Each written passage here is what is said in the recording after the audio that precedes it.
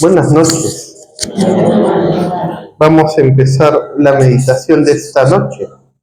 En nombre del Padre, y del Hijo, y del Espíritu Santo, vamos a hacer la primera oración de consagración al corazón de Jesús.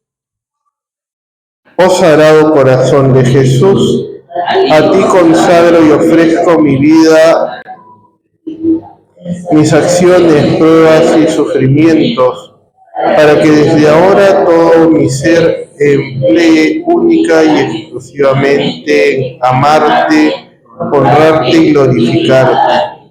Esta es mi voluntad irrevocable, pertenecer enteramente a ti y hacer todo por tu amor, renunciando con todo mi corazón a todo lo que pueda disgustarte. Te tomo, oh Sagrado Corazón, como único objeto de mi amor, protector de mi vida, prenda de mi salvación, remedio de mi fragilidad e inconstancia, reparación de mis faltas, refugio seguro a la hora de la muerte. Sé tu corazón misericordioso, mi justificación ante Dios, y libra de su ira, aunque temo por mis propios defectos, confío plenamente en tu infinita bondad. Aniquila en mí todo lo que te desagrade, imprime tu puro amor tan profundamente en mi corazón que nunca te olvide. En el nombre del Padre, y del Hijo, y del Espíritu Santo.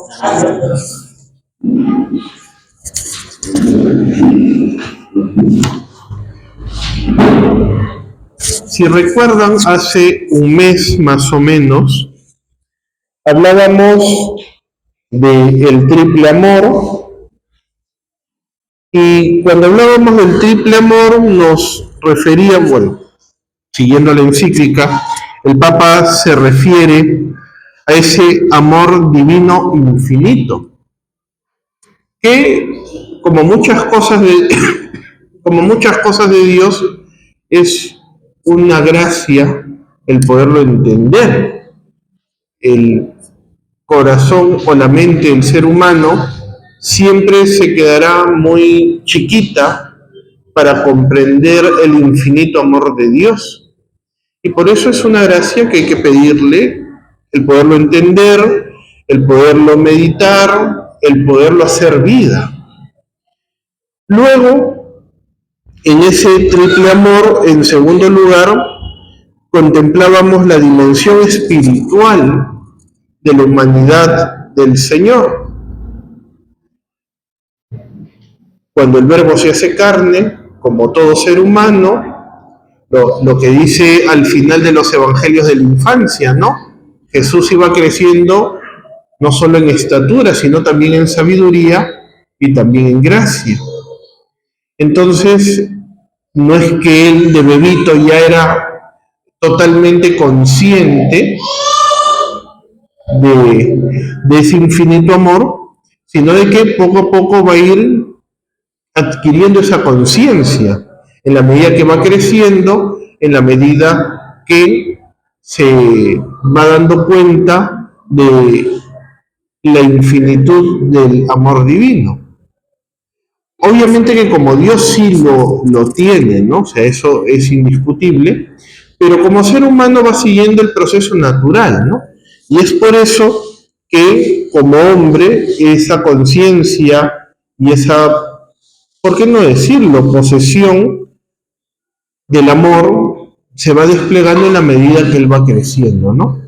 Y digamos, de un modo muy gráfico, de un modo muy simbólico, el momento en donde ese corazón lleno de amor explota es en la cruz, cuando el corazón de Jesús es traspasado y de ahí brota la sangre y el agua. Entonces, en ese momento, de alguna manera, podemos decir que explota de amor, ¿no? Y en tercer lugar, dice que el corazón, ese amor, es símbolo de su amor sensible.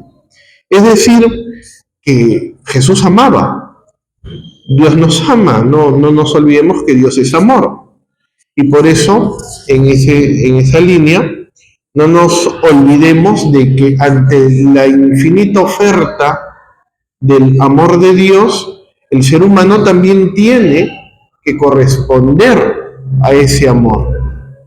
Es decir, y en muchas ocasiones lo he podido explicar, o sea, podemos decir que podemos enamorarnos de Dios. ¿Por qué? Porque Dios nos da infinito amor, muchísimo más amor de lo que una criatura humana puede dar, por muy amoroso y cariñoso y lo que quieran, ¿no?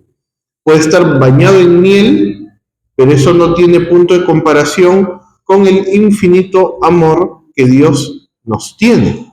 Aún así, nosotros ante ese regalo, esa ofrenda, esa oferta del infinito amor de Dios, el hombre puede corresponder a él enamorándose de Dios.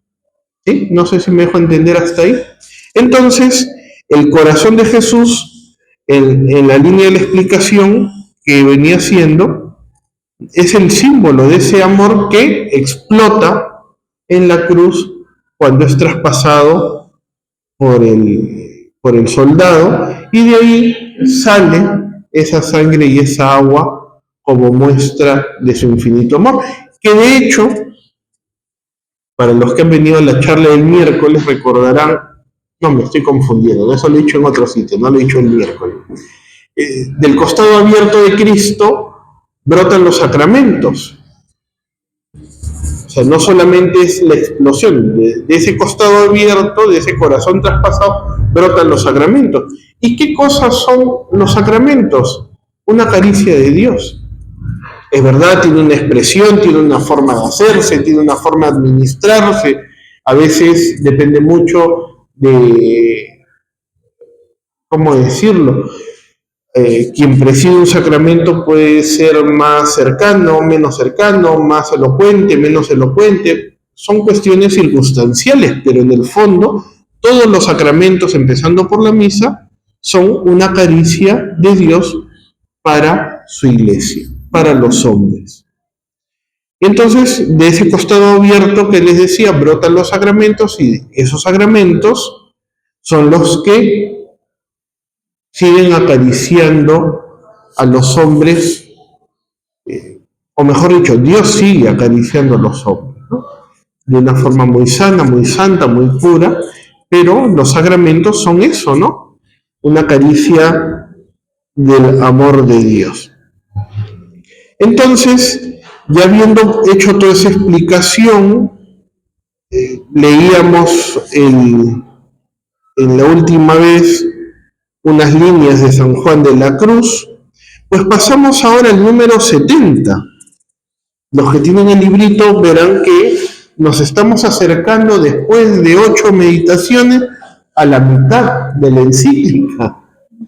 Y eso que yo quería acabar con todo en diciembre, pero no se podrá, creo, ¿no? Entonces vamos yendo despacio, ¿no? Para poderlo ir saboreando. Hoy creo que hablaremos de las perspectivas trinitarias. ¿Y qué cosa quiere decir esto? Cómo no solamente esta devoción al corazón de Jesús se reduce al corazón. De hecho, cuando hemos leído, meditado antes, por ejemplo, cuando hemos llegado al número 48, recordarán que la devoción al corazón de Jesús no es solo el culto a un órgano separado de la persona. O sea, no es solamente rendirle devoción, rendirle culto solo al corazón. No, es mirar a todo Cristo. Ahora damos un paso más allá. Ser devoto del corazón de Jesús también significa descubrir algo del Padre y algo del Espíritu Santo. Tiene de lo uno y tiene de lo otro. Entonces, la devoción al corazón de Jesús es marcadamente cristológica, es una contemplación directa de Cristo que invita a la unión con Él. Miren, aquí dice algo bastante profundo. Ser devoto del corazón de Jesús, la devoción al corazón de Jesús, recogiendo lo que ya decíamos del número 48, no es contemplar un órgano separado, sino que además es una invitación a unirse con Él. Y aquí ya viene una pregunta, ¿no? De entrada, ¿cuán unidos estamos al corazón de Cristo? Cuando alguien muestra lo más profundo que tiene, y por eso la conciencia está tan reservada, tan cuidada, tan custodiada, cuando uno entra en lo más profundo de la persona, el ser humano, nos daremos cuenta que cuando uno lo saca está mostrando lo más íntimo de uno.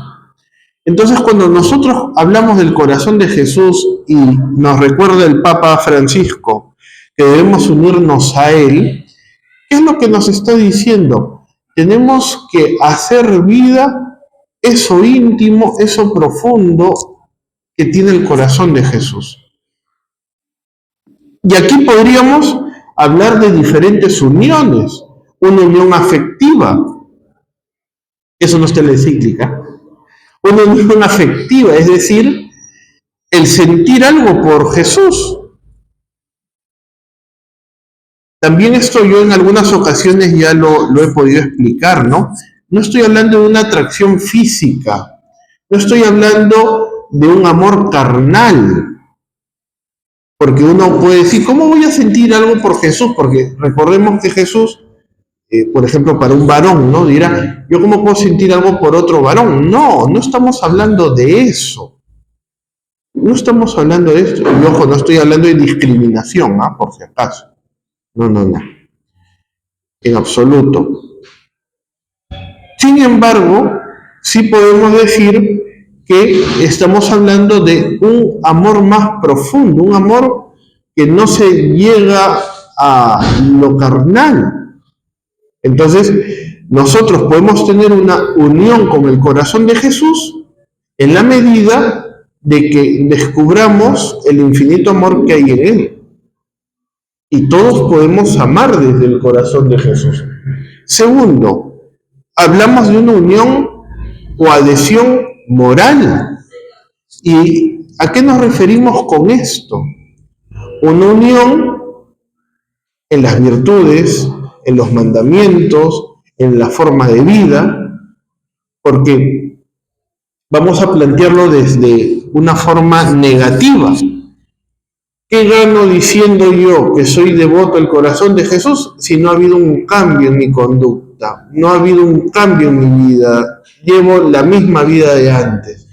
Si el corazón de Jesús lo único que está haciendo es mostrarme amor, me está regalando amor, entonces yo, ¿por qué no correspondo ese amor?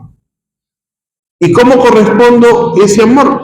En los evangelios, ¿cuántas veces lo hemos escuchado? ¿No? El que me ama guardará mi palabra, el que me ama guardará mis mandamientos. Entonces, una forma de expresar el amor de Jesús, el amor a Dios, es precisamente viviendo lo que nos pide. En eso también, algunas veces he explicado, ¿no? Con este ejemplo de los enamorados. Si al enamorado no le gusta algo de la enamorada, entonces él se lo dice y la enamorada, si lo quiere, le hace caso. Y a la inversa, si a la enamorada no le gusta algo del enamorado, si él quiere a la enamorada, cambiará aquello que le ha dicho que no lo ve bien o que no le gusta o que le fastidia, ¿no? Entonces, de la misma manera nosotros, en la medida que estemos más unidos a Jesús, En ese sentido, nosotros vamos a poder responder a, a esas exigencias o a ese modo de vida que Él nos propone. Entonces, y con esto aprovecho en en abrir un paréntesis, ¿no? Es curioso porque Jesús en todo momento cuando pide algo respecto del prójimo, nos pide que lo hagamos con amor, explícita o implícitamente. ¿Y a qué me refiero? Por ejemplo, el perdón. Perdónalos porque no saben lo que hacen. ¿Alguien que tiene odio en su corazón podría decir eso? No, no. O por ejemplo, pensemos en el reproche que hace a la conducta de los fariseos, de los escribas. Si Jesús no los amara, ¿se lo diría? No. Imaginemos, ¿no? Es imposible, ¿no? Pero dejaría que se pierdan a su suerte. Pero incluso algunos fariseos, escribas o judíos muy entendidos de la época de Jesús, al escucharle, se fueron dando cuenta y fueron cambiando, ¿no? Pensemos en Nicodemo, por ejemplo. Que Nicodemo es el que va a reclamar el cuerpo antes de la Pascua, pero Nicodemo también es ese personaje con el que él hablaba por las noches, escondidas, ¿no? Y que Jesús le dice, hay que nacer de nuevo. Entonces, una unión con Cristo también es la unión, la adhesión moral. Es decir, yo voy haciendo vida, voy asimilando aquellas actitudes, aquellos planteamientos, aquellas exigencias que hace Jesús, que en el fondo son para garantizar nuestra santidad. Y finalmente, cuando hablamos de una unión con Él, también podemos hablar de una unión mística, espiritual. ¿Y a qué me refiero con esto? Que uno puede pedir la gracia de estar unido a Él. No sé si el ejemplo puede ser el mejor, ¿no? Pero algo así como quien le pone un pegamento a Jesús y a mí. Y estamos ahí, unidos. Claro, es consecuencia de las otras dos uniones de las que hemos hablado, la unión del amor, la unión moral, pues una unión mística, como la transverberación de Santa Teresa. ¿Alguien ha oído hablar de eso? La transverberación de Santa Teresa.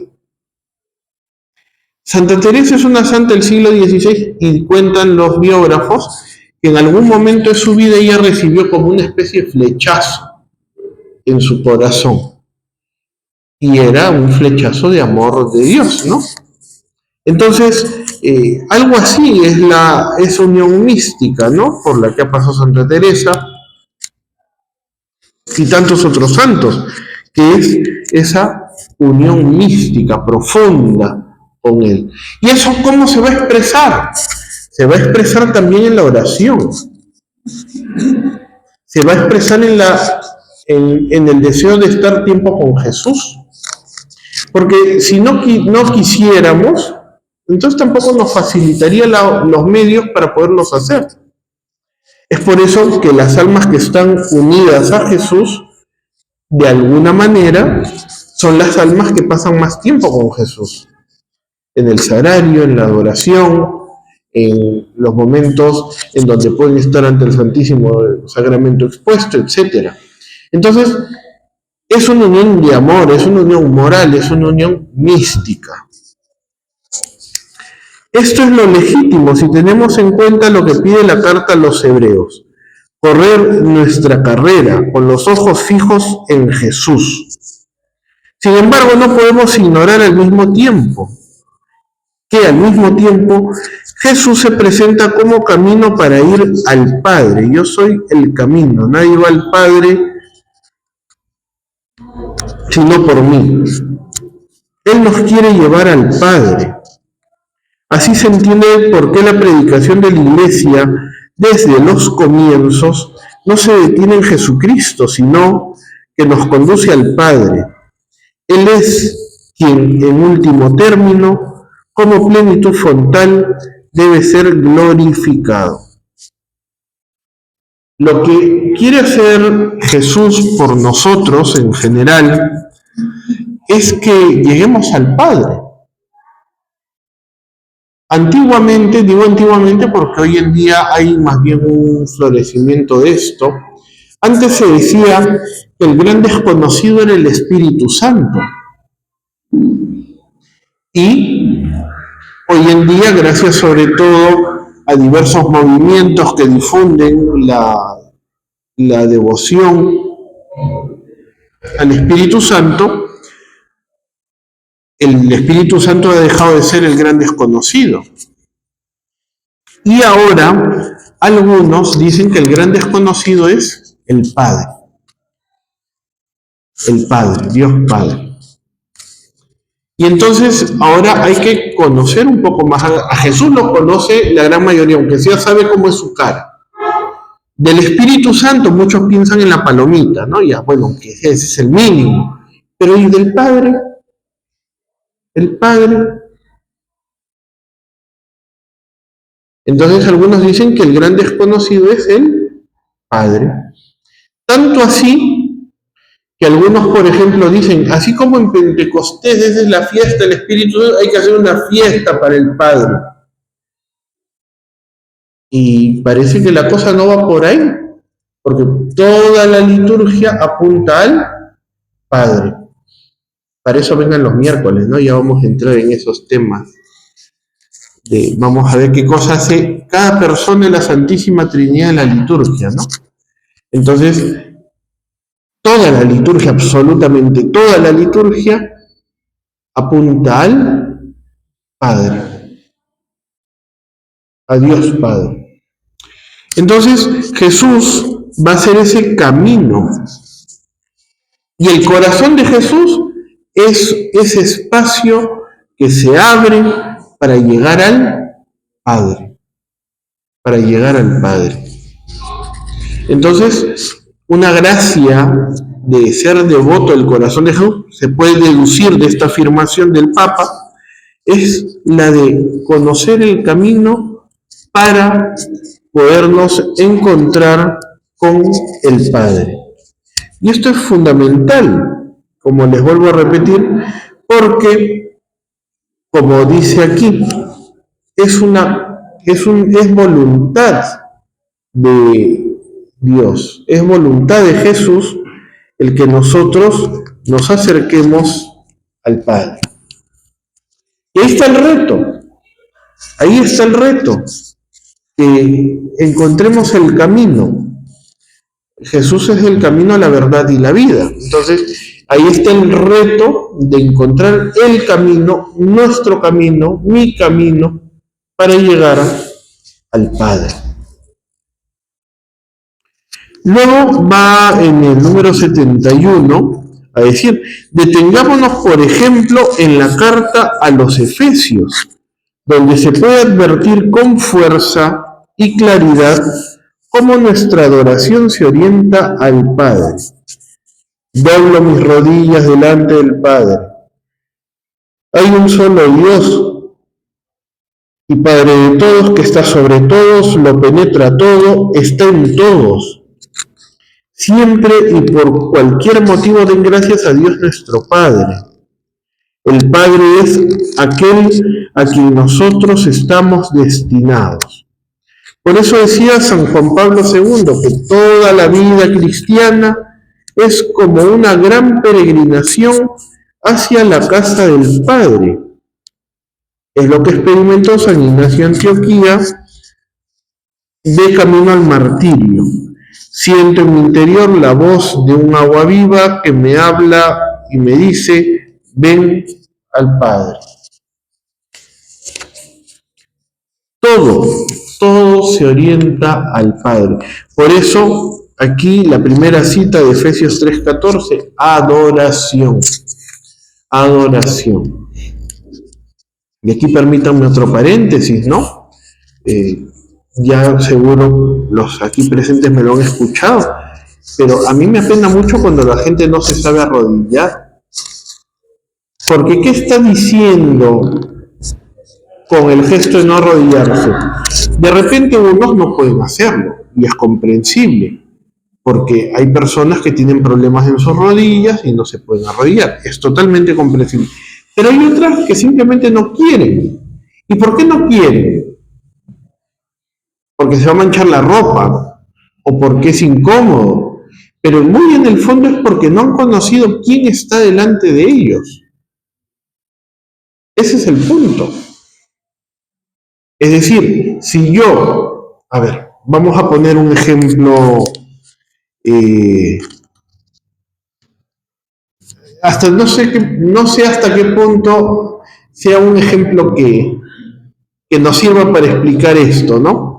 Pero imagínense que viene una alta autoridad, la Presidenta de la República. Lo normal es que se le reciba con mucho respeto, con mucho homenaje, ¿no? Porque es quien personifica a la nación, ¿no? Entonces, lo normal es que haya pues todo un tratamiento muy especial, uno no va a recibirlo de cualquier manera, ¿no? No digo normalmente porque, bueno, ustedes me entienden, ¿no? Cosas que pasan en el país a veces. Entonces, si ante una criatura humana le mostramos respeto, le mostramos cortesía y tantos otros detalles, pues cuánto más no deberíamos hacerlo con Dios. Pero como algunos no entienden que Dios está ahí, claro, pues da lo mismo estar de pie con los pies o de pie con las manos, ¿no? Les da lo mismo. ¿Por qué? Porque no le interesa. O porque piensan que es un capricho, ¿no? Del momento. Ah, bueno, se le ha ocurrido, no puede decir que se arrodillen. No, no. No, no. Es una señal, es un signo de reconocer la presencia de Dios. Y eso es todo un reto, ¿no? Eso, lo que es arrodillarse, yo ayer vine con mi hija, hemos rezado el rosario, y justo como decía, cuando terminaba de rezar el rosario, estábamos que nos dolía, pero yo decía, ¿no? Ello no es nada por cómo vivió Cristo, cuando lo castigaron o cuando caminar cargando esa cruz tan importante, a toda esa distancia. Entonces, nosotros nos hemos arrollado por una hora y eso no es nada. Así es, efectivamente. Todo lo que podamos hacer por Cristo siempre será muy poco de lo que Él hizo por nosotros, ¿no? Y hay que siempre tenerlo muy presente. Bien, pues este número termina diciendo, ¿no?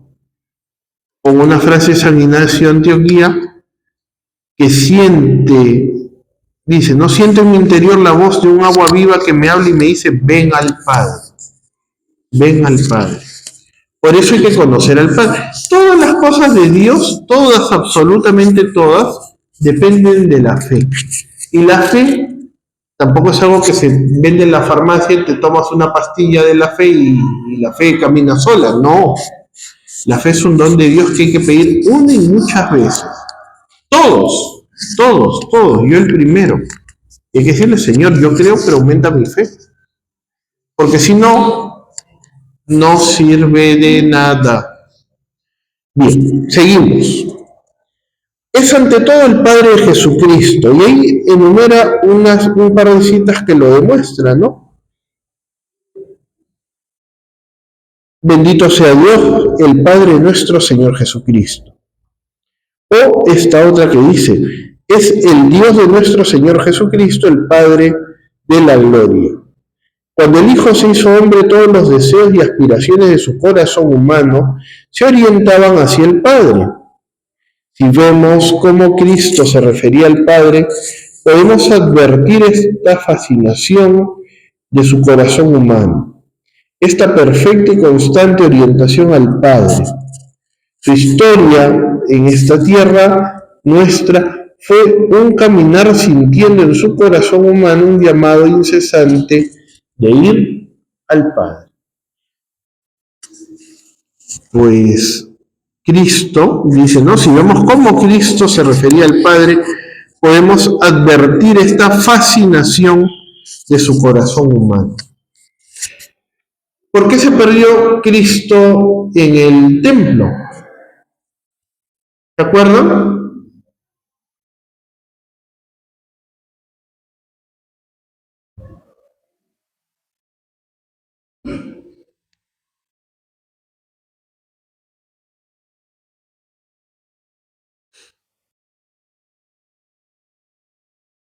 ¿No se acuerdan?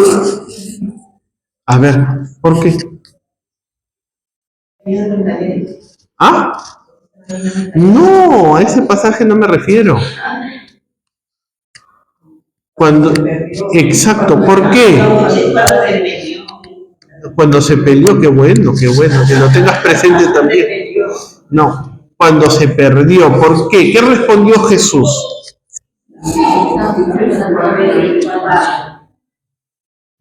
Imagínense, por ejemplo, los niñitos, ¿no? Que me ayudan en la misa. Imagínense que vinieran toda la tarde y vinieran los papás a buscarlos y le dicen, ¿qué haces aquí? Porque estoy en las cosas de mi padre. Desconcierta, ¿no? Desconcierta. ¿Por qué? Porque hay algunos que sí se fascinan, nos fascinamos de las cosas de Dios. Entonces, el niño Jesús, bueno, ya no tan niño, un poco más grandecito, se sentía fascinado de las cosas de su padre. Así. Entonces es por eso que él, sin malicia alguna, se escapa de la caravana y estaba en el templo. Es así. Entonces, eso hace que él sienta una fascinación sana por las cosas de Dios. Porque él quiere estar en las cosas de su Padre. Jesús pasaba la noche entera en oración. Y de hecho la oración era lo que le daba fuerza. ¿Por qué?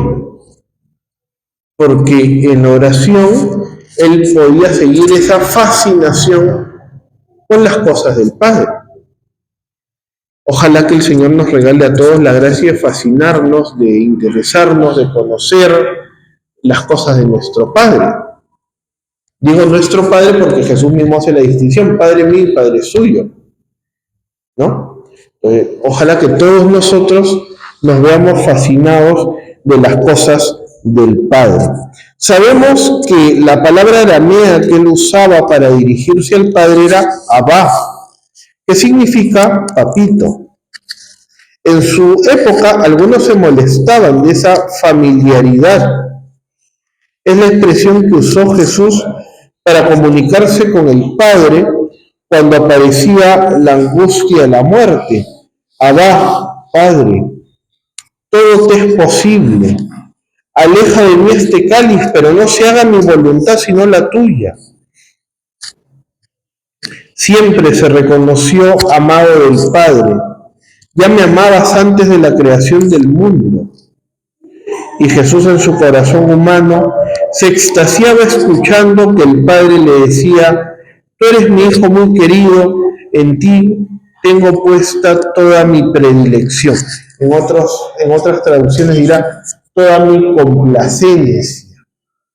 Entonces, en ese sentido, vemos cómo el Padre tiene una relación muy profunda y muy cercana con Jesucristo y a la inversa. Cómo Jesús recurre al Padre con ese cariño, con esa confianza en la angustia de su muerte. Imagínense ustedes que esta noche le dicen, vas a morir. ¿Cómo se sentirían?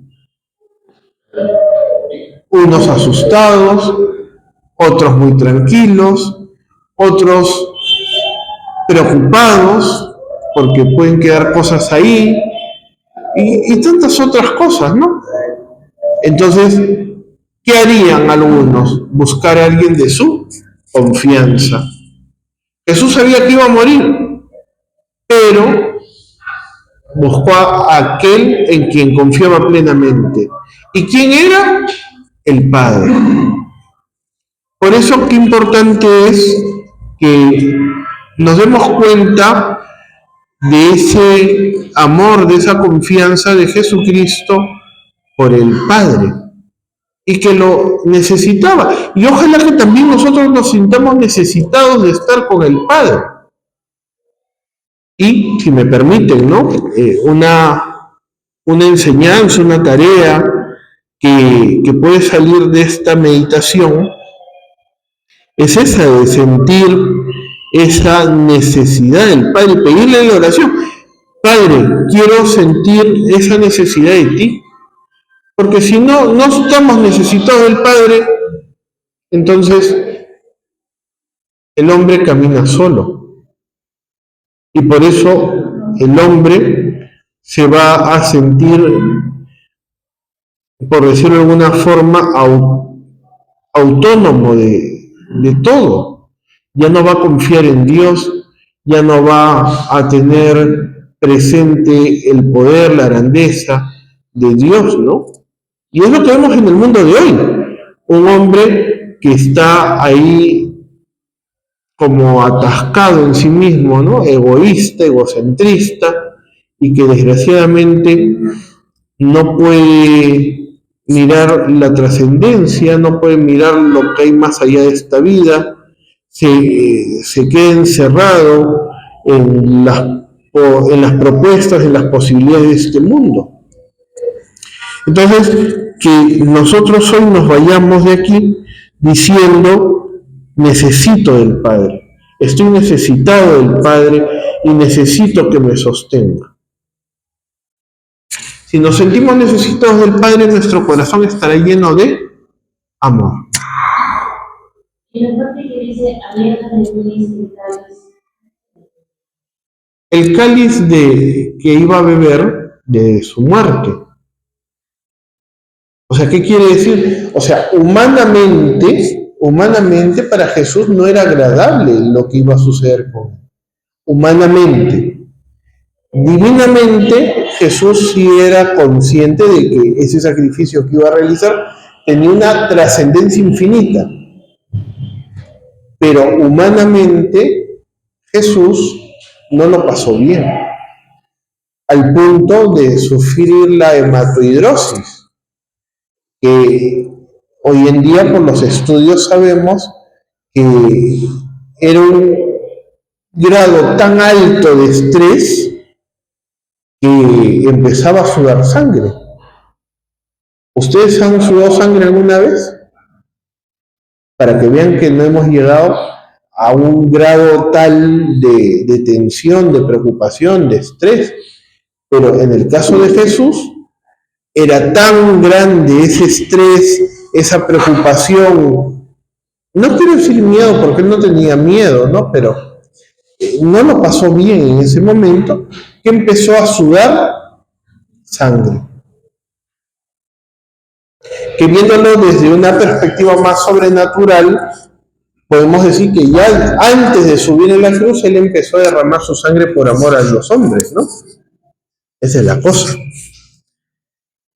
Luego dice, el cuarto evangelio dice que el Hijo Eterno del Padre estuvo siempre en el seno del Padre. San Ireneo afirma, el Hijo de Dios existió siempre frente al Padre. Y Orígenes sostiene que el Hijo persevera en la incesante contemplación del abismo paterno. El Verbo siempre ha estado muy unido al Padre. Siempre.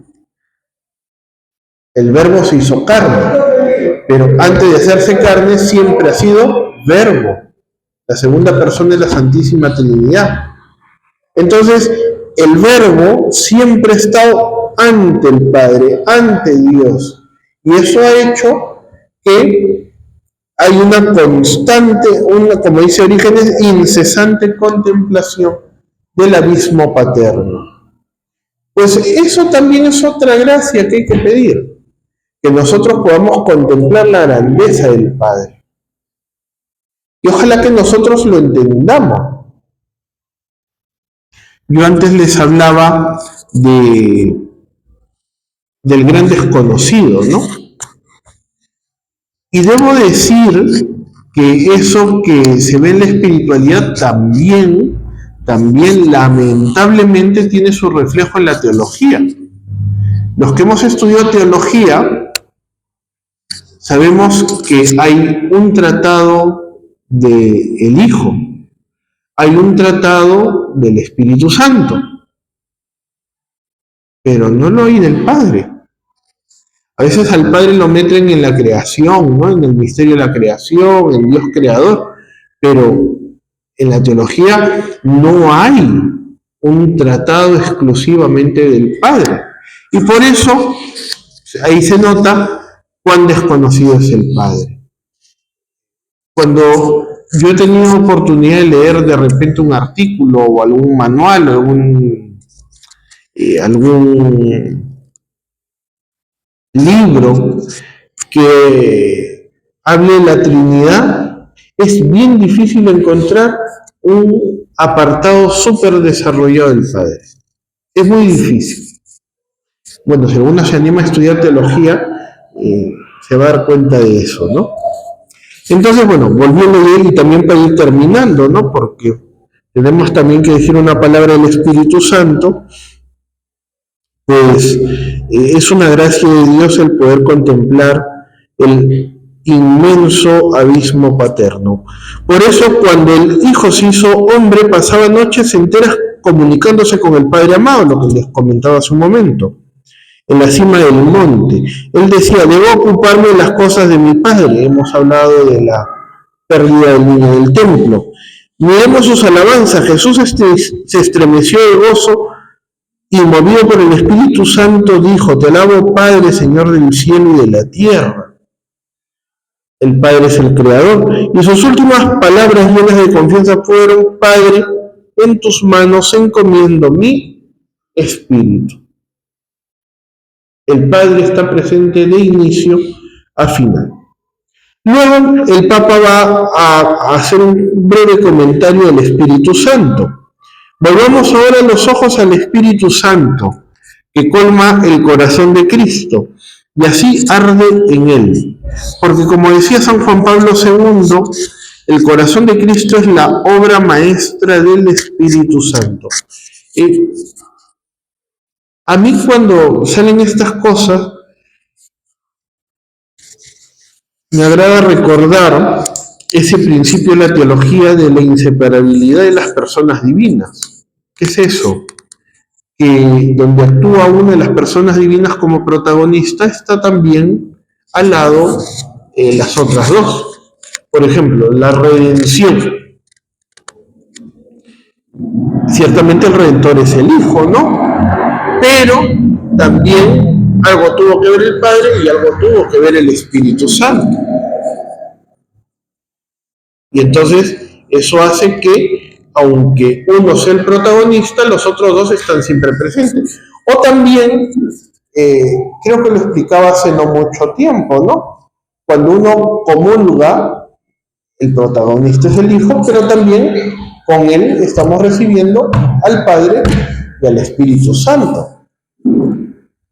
Cuando nosotros comulgamos, estamos recibiendo a aquel que ha creado el universo. Estamos recibiendo a aquel que con tocar el filo de su manto la gente se quedaba curada. Estamos con aquel que nos santifica, el Espíritu Santo. Entonces, cuando nosotros volteamos y vemos al Espíritu Santo, no solamente hablamos del Espíritu Santo, hablamos también del Hijo y del Padre. Cuando hablamos del Hijo, hablamos del Padre y del Hijo. Cuando hablamos del Padre, hablamos también del Hijo y del Espíritu Santo. No es solo cosa del pasado, Pues en el corazón de Cristo es continua la acción del Espíritu Santo, a la que Cristo atribuyó la inspiración de su misión y cuyo envío había prometido durante la última cena. Es el Espíritu el que ayuda a captar la riqueza del signo del costado traspasado de Cristo, del que nació la Iglesia. En definitiva, solo el Espíritu Santo puede abrir ante nosotros la plenitud del hombre interior. El Espíritu Santo es el que nos hace hombres interiores, que se encuentra en el corazón de Cristo. Solo Él puede hacer que desde esta plenitud alcance fuerza gradualmente también nuestros corazones humanos. Y en el número 76 dirá: si intentamos ahondar en el misterio de la acción del Espíritu, vemos que gime en nosotros y dice Abba. Y la prueba de que ustedes son hijos es que Dios envió a nuestros corazones el Espíritu de su Hijo, que clama a Dios llamándolo Abba, es decir, Padre. Aunque hemos leído antes y no está muy lejos de la realidad, que cuando Jesús llama al Padre Abba, está diciendo papito, ¿no? Porque el mismo Espíritu se une en nuestro espíritu para dar testimonio de que somos hijos de Dios. La acción del Espíritu Santo en el corazón humano de Cristo provoca sin cesar esa atracción hacia su Padre. Y aquí también hay una... es que es así, no es de otra forma. Cuando nosotros sentimos de que no sale el acercarse a Dios, entonces es porque nos falta el Espíritu Santo. Si tuviéramos el Espíritu Santo, nos brota espontáneamente ese amor hacia Dios.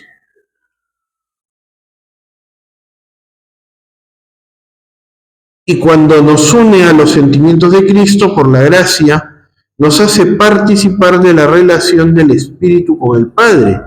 Es el Espíritu de hijos adoptivos que nos hace llamar a Dios Abba, es decir, Padre. Y ya para terminar por hoy, el número 77 dice, ¿no? Entonces nuestra relación con el corazón de Cristo se transforma bajo ese impulso del Espíritu que nos orienta hacia el Padre, fuente de la vida y último origen de la gracia. Cristo mismo no desea que nos detengamos solo en Él. El amor de Cristo es la revelación de la misericordia del Padre. Esto qué importante es. El amor de Cristo es la revelación de la misericordia del Padre. Su deseo es que, impulsados por el Espíritu que brota de su corazón, con Él y en Él, vayamos al Padre. La palabra se dirige hacia el Padre por Cristo, con Cristo y en Cristo. San Juan Pablo II enseñaba que el corazón del Salvador invita a remontarse al amor del Padre, que es el manantial de todo amor auténtico. Eso mismo es lo que el Espíritu que llega a nosotros desde el corazón de Cristo busca alimentar en nuestros corazones. De ahí que la liturgia, bajo la acción vivificadora del Espíritu Santo, se dirige al Padre desde el corazón resucitado de Cristo. Pues bien, pues ahí nos vamos a quedar por hoy para poder entrar. Esta parte es un poco más ligera porque es hacer alguna alusión a algunos documentos sobre el corazón de Jesús, que es muy importante porque Dilexit Nos no descubre la pólvora. Dilexit Nos es parte de algunos otros documentos que a lo largo de la historia han ido dando los papas para conocer y profundizar el corazón de Jesús. Pues bien, vamos a terminar por hoy rezándole a la Virgen.